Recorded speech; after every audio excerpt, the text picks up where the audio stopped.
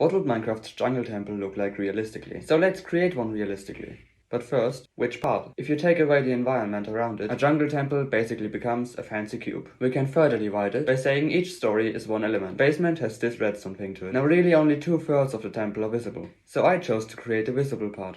I started by importing a jungle temple into Blender, then used a plane to create the bottom, cubes to create the first story's walls, another plane to create the second story's floor, and cubes to create all the fancy stuff. After this, I used custom texture-based brushes to sculpt detail into the bigger parts of the temple. Is it done? Of course.